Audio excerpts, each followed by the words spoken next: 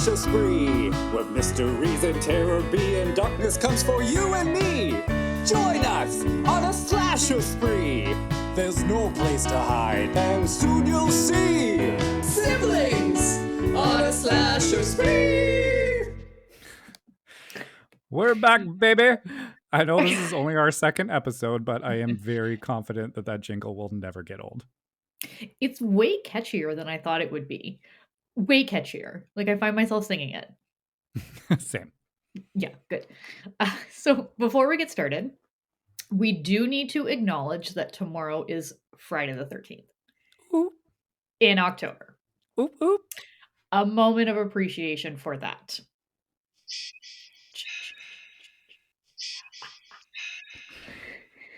Excellent. It is the most sacred of holidays to have Friday the 13th fall in October. That is amazing. The planets must have really aligned for us this year. Mhm. In our first episode, we briefly touched on how this whole podcast idea started on an episode of a different podcast that we were asked to guest cast on. Guest cast? Is that the lingo? You've said cast many times, so Okay. sure. We'll go with that. So, Kristen, quickly tell everyone about the other podcast and where people can listen to the episode we're on. Yeah, so the other podcast where we were guest casts on, it's called It's Not That Bad. You can find it on all podcast platforms. And in that episode, we review the movie Jason X. Perfection. And now, since our last episode, we've actually gone viral. Yee!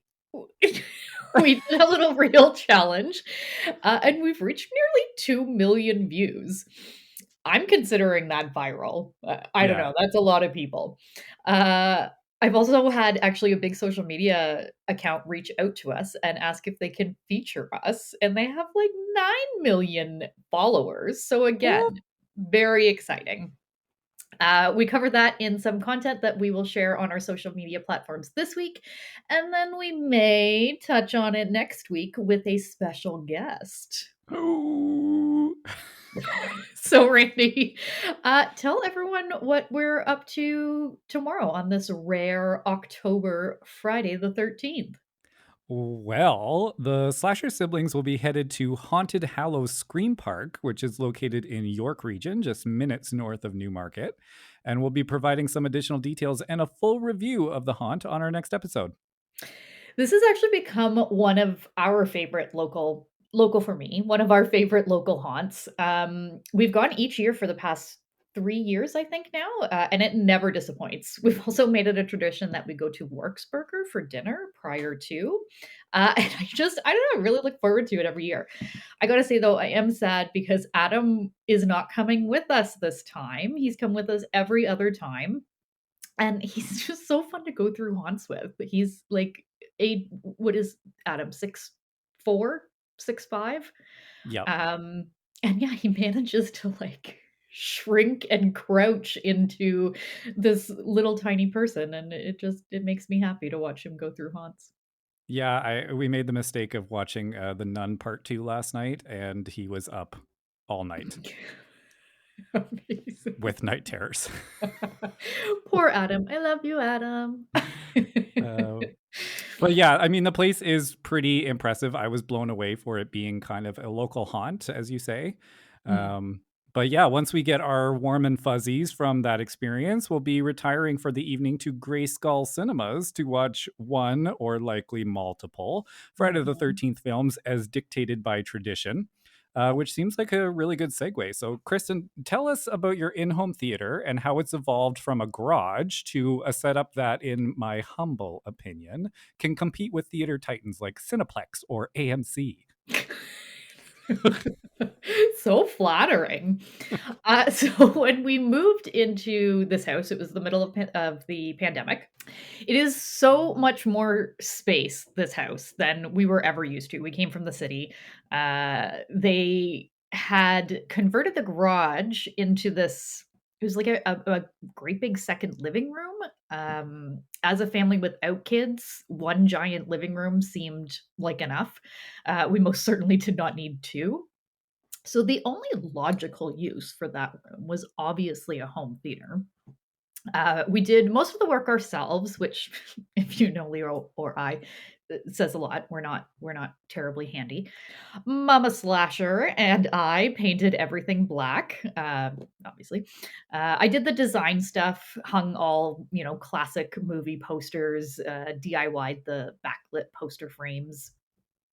So it was really it was a fun project, and we knew that we were stuck at home for quite some time, and no one would be coming over to see the new house.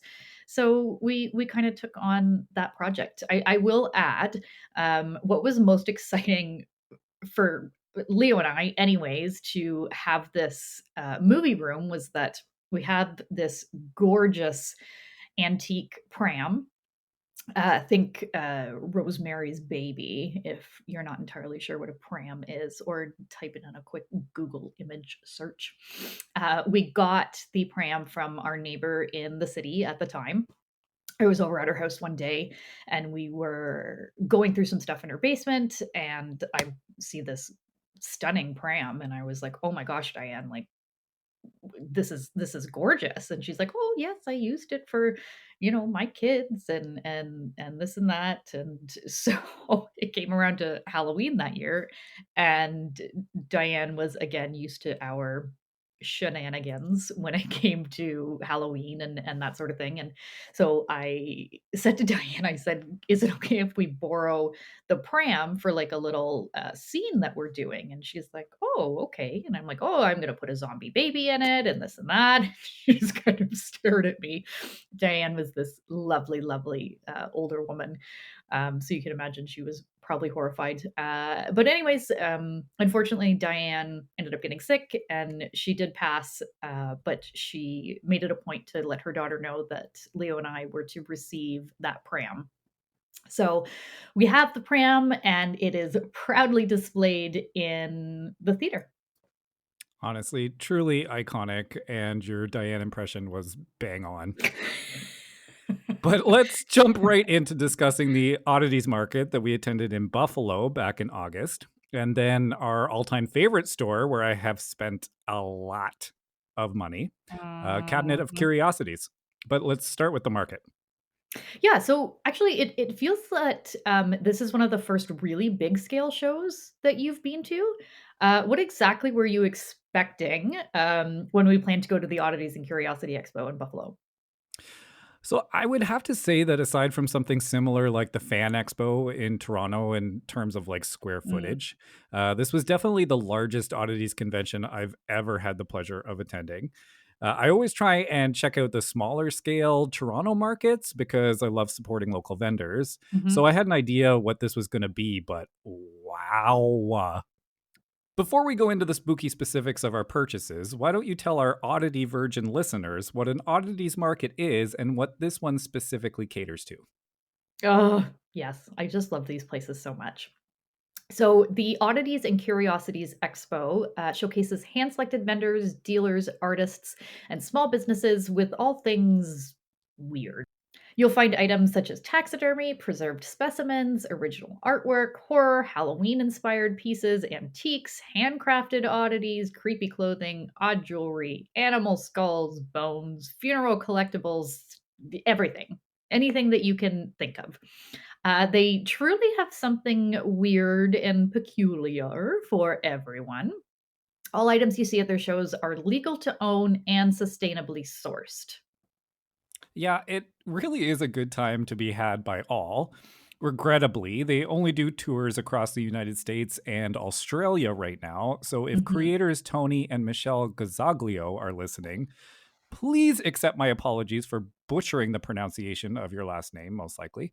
And please come to Canada. You have a huge Toronto market here, and I'll even let you stay in my guest room. And I barely even let my family do that. Oh, damn. A guest room invite? I think I hold the record for how many times someone has actually stayed over at your apartment. And I mean, it can't be more than like 5 times that I've been there. You should invite me more. Um, and allow dogs. I Oh, picked I picked up some great items for my collection. So the first thing I came across was a huge wet specimen booth. I'm realizing now I probably need to explain what a wet specimen is. Yes, For please. those of you that don't know, a wet specimen is an animal or a piece of an animal, or if you're really lucky, a piece of a human. It's prepared and preserved in an alcohol solution, sealed in a glass jar. So I purchased an eyeball, a cow, I believe. Correct. It's Adult cow. adult cow. It is very large, has quite a bit of tissue still attached to the eye itself. The eye has like a blue hue to it with somewhat of a cloudiness. I thought I would describe it in great detail since you can't see it. I'm here for it. I also got the cutest little fetal pig as well. What else did I get? Oh, I got a tattooed piece of pigskin. The tattoo is of the Aries constellation. It was a wet specimen type of day. Randy's portion of this, describing what he purchased at the oddities market will be much shorter because we do have a tendency to want exactly the same things if there's more than one available, and it's adorable. Yeah, we really are precious. I truly believe that we are twins from a different placenta. That's a thing, right? I'm okay. So female anatomy is not your jam. Let's just move on. It's okay. Anyway, in addition to the sweetest little piglet fetus, the adult cow eyeball, the tattooed pig skin — I'm a Libra, by the way, so it has the scales — I seized a Christian minstrel collection of anthems and chants from 1859. Minstrel? Is minstrel a word? So that's what it says on the book. If it's Oh, still a word, I cannot speak to got it. Urban Dictionary or Webster's or whatever the kids are using to define words these days. Sure. Okay, carry on. So yes, there is absolutely nothing more terrifying to me than organized religion. I think we can both agree on that. Mhm. And this book is filled with historical gold. I love when these old texts have annotations, and this one says something about Nevada on November 19th, 1865. Ooh, I don't know what it's referencing, but it is so cool. It's probably just where someone lives and the date to which they were living there. But either way, so cool. love it. I also picked up a cow's femur bone that had Celtic symbolism inscribed on it using a technique called pyrography, which is basically a decorating technique accomplished by burning a design onto the bone surface with a heated metallic point. Think of something you would see in like the Blair Witch Forest. It is right at home on my occult related shelf. Yes, I feel like your script for this last paragraph here, did you use the thesaurus a lot? Sometimes. There were so many words. Alright, Sorry for trying to class up the joint here. Jeez. so before we move on, we're going to talk about our shopping spree that followed this market. Heck yeah. We've always talked about going across the border to do some Halloween shopping. It just never really came to fruition. But when we found out that this oddities market was going to be in Buffalo, we were like, oh, let's double up on this. So we hit, I don't know how many stores we hit, probably like 25, 30. Yeah, even that might be underselling it. Yeah. The state's version of HomeSense. What was Bloomington's. Bu- Or no, Burlington's. Bloomington's. No, Which is also Home a Goods. store. Okay. Yes, yes, it is, but not what we're referencing. Home Goods. Home Goods was their like version of HomeSense. They had TJ Maxx. TJ Maxx was a huge jackpot for so many items. We had it all mapped out. If you want our map for next year, hit us up. Slide into our DMs. Yeah, it was honestly a crazy like route that we had thrown together. And I do just want to make a quick mention that I called this trip Buffaloween. I was very proud about that. Yes, you did. You did. TM Buffaloween. Okay, so let's hop on our brooms in Buffalo and fly back across the border to Hamilton, where we'll be discussing one of our favorite, if not the favorite spot that we love to shop at. The Cabinet of Curiosities is definitely a hidden gem located at 341 Ottawa Street in Hamilton. Their brick and mortar location presents a culmination of over 35 years of ongoing efforts in sourcing unique and historically significant material. Their inventory is as diverse as you can possibly imagine. They have exceptional museum quality collections in apothecary, funeral memorabilia, the macabre, Victorian taxidermy, medical study, quack medicine, tribal art, world treasures, eclectic Victorian decor, and more. So cool. They also feature signature pieces from the Billy Jameson collection, star of History Channel's Treasure Trader, historical pieces from the Niagara Falls Museum, the longest operating private museum in North America, which is cool. I didn't know that. Mhm. FX pieces from the personal collection of Gord Smith, who is the special effects master known for his award winning work, including the X-Men franchise. Also cool. Very Uh, cool. Jim Lambie, the set director for Netflix's The Umbrella Academy, was quoted as saying he rented mostly from the store and their stock helped breathe life into the Hargreaves world, which I can relate to because their stuff also breathes life into my world. That's true. That's true. Um, Same. Same. also, also cool point. My friend Christina, shout out Christina, just planned a first date there, which I think is such a great idea because I just naturally want to live there or move there So permanently. what do you mean she planned a first date there? So she meets this guy on Tinder and they were trying to figure out what to do for their first date. And he suggested that they meet at the Cabinet of Curiosities to just do a peruse and get to know each other. Stop it. Okay, well, she should marry him and immediately get pregnant with his baby. Yeah, I was like, this is a wonderful idea. And I don't know why I never thought of it. But anyway. Damn. Love that. Kristen, you were actually the first of us to stumble upon this bloodline of happiness. So tell us how that happened and what your first impressions of the store was. So yeah, I was in Hamilton for a specialist's appointment. Shout out to Dr. Leonardi for actually caring about endometriosis. Hashtag So, vagina health. yes. so, so I was in Hamilton. And on my way to the appointment, I passed what looked like just a really kind of cute little oddity shop. So after my appointment, I went straight there. And I was just in awe the second I walked in.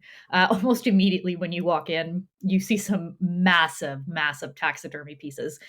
There's a lion, and he is just the cutest and most horrifying thing. But he's perfect. And if I had the space, I absolutely would have bought him. But Mm. there's everything, like we mentioned before, like there's just absolutely everything. And you need at least, I'm gonna say 2 to 3 hours to properly peruse and really look through all of this different stuff. I can honestly totally see why it's described as home sense through the eyes of Stephen King. What does that mean? Help me. What does that mean? So it means like, think if Stephen King was the curator for home sense. Ooh, okay, okay, okay. Understood. And Okay. I subscribe. Yes. So, so you may have already had a glimpse inside the cabinet of curiosities that we're speaking of without even really knowing it. They supply many, many film and television projects, including The Handmaid's Tale, Rain, Orphan Black, Umbrella Academy, Transylvania, Hannibal, Shadowhunters, Murdoch Mysteries, American Gods, and more. In fact, many of the regular customers have coined the phrase spot the prop while watching some of their favorite shows. And this absolutely sounds like something Randy would turn into a drinking game. Yeah, accurate. I actually think I've been doing that all along and I didn't even know I was playing. Huzzah. So, as the coffin closes on our second episode, I'm going to give Randy the opportunity to shamelessly promote the contest he's trying to win. And in the end, it really benefits us both. So, have at it, Randy. So, at the beginning of September, I was selected to compete in a magazine competition for a shot to be crowned the face of horror. Win Bum, bum, $13. bum. Wap, wap, wah. Win $13,000 in cash money, a photo shoot with Kane Hodder at the Woodbury House. Okay. And a feature in Rue Morgue magazine. I'm still holding first place, but I do need all of your help to get me to that finish line. Voting for this round closes tonight, actually, October 12th, but you can start voting for me again in the finalist round starting October 16th. And the link will be in our bios and other social media buzzwords. Eek! It's so exciting. Every time you say Rue Morgue, I picture like a marriage between drag and scary. Okay. You know, like RuPaul meets morgue. I think it's just French for something, but Oh. Okay, well, all your thesaurusing, Google that. okay. I mean, in a minute. Yeah. So, later. join us next week. We're going to discuss the slasher siblings going viral on TikTok.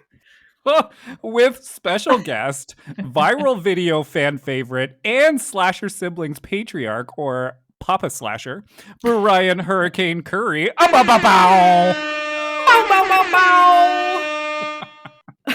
The haunted attraction reviews of the Haunted Hallows and Hexwood Ghost Town, plus actually discussing our first oddity, will happen next week because we said we were going to do it on this episode and then things got away from us.